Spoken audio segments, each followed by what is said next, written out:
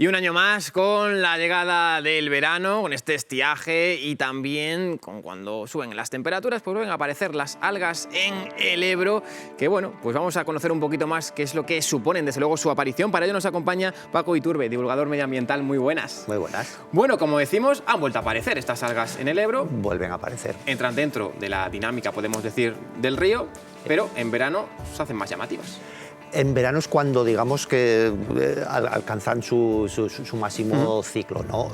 A ver, estas algas o macrófitos que alguno, para ser exactos, en realidad, aunque nos parezca que floten, están ancladas en el suelo, o sea, tienen sus raíces ahí, con lo cual en verano es cuando el caudal baja y sí que pueden alcanzar el sol. Además, evidentemente hay más sol en verano, claro, y sí que por eso es cuando más se expanden y cuando las vemos, de verdad. Por lo tanto, las algas están durante todo el año, pero ahora es cuando se hacen visibles. Efectivamente, o cuando tienen el máximo crecimiento ahora y sí que cuando son más visibles. Desde luego en Zaragoza llama mucho la atención, pero no sé si también se tienen a otras zonas del cauce. A ver, las algas están por todo el Ebro, pero sí que es cierto que hay tramos donde, digamos, que tienen sus condiciones más buenas. En Zaragoza desde hace algunos años a las algas les va muy bien que la corriente sea muy baja, que el agua esté casi parada, y además eso viene asociado que también sube la temperatura.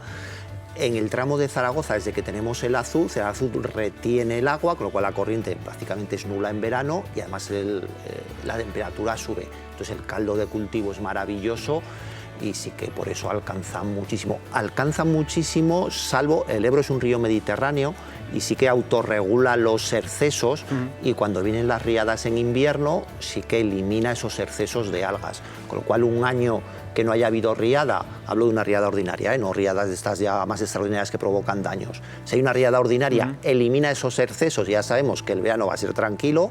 Si no hay riada, como fue el verano pasado, para los que tengan buena memoria, prácticamente el río parecía una manta cubierto de algas.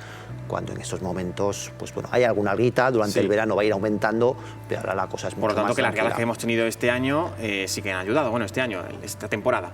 La riada elimina todo lo que no debería de haber en el río.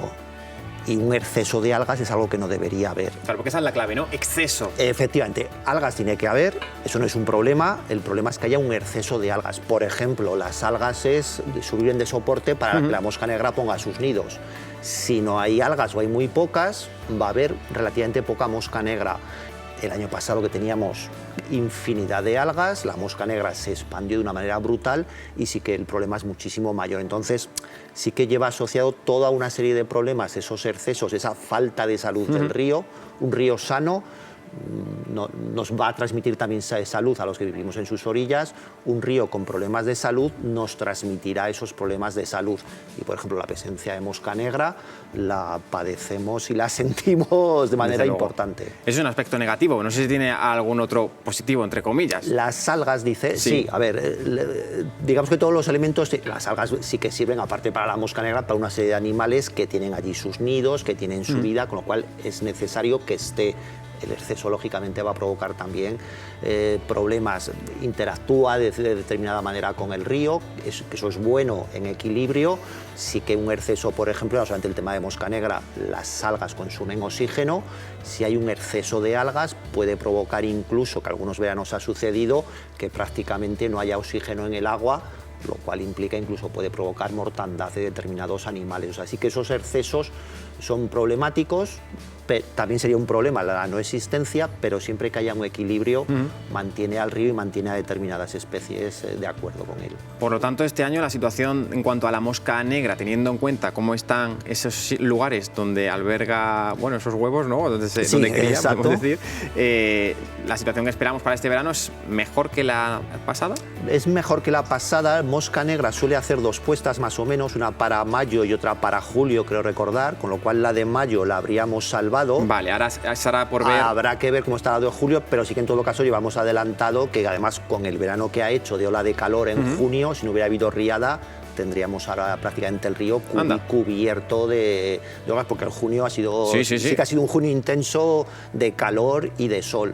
Gracias a esa riada lo estamos salvando, con lo cual habrá que ver ahora en julio cómo prolongan las temperaturas, porque sí que ahora empieza a verse ya que empiezan las algas a crecer, probablemente en julio lo veremos que se vaya extendiendo. Entonces, para mosca negra, por ejemplo, habrá que ver cómo evoluciona ese mes de julio, sí.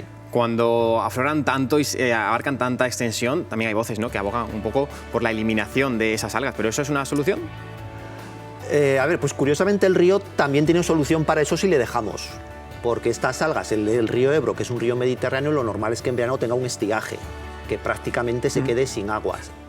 Si hay un exceso de algas, el propio río Ebro las seca y las elimina. Para los que tengan buena memoria, hace unos años se estropeó el Azur, las compuertas se estropearon, el río tuvo ese estiaje y ese año había muchísimas algas. Se secaron en cuestión de días y prácticamente desaparecieron. Si no le dejamos al río que haga lo que él nos hace gratis por sí solo, tendremos que hacerlo nosotros. Y si queremos evitar ese exceso de algas, habría que entrar, habría que cortar, pero eso es un esfuerzo muy importante, muy caro. Claro.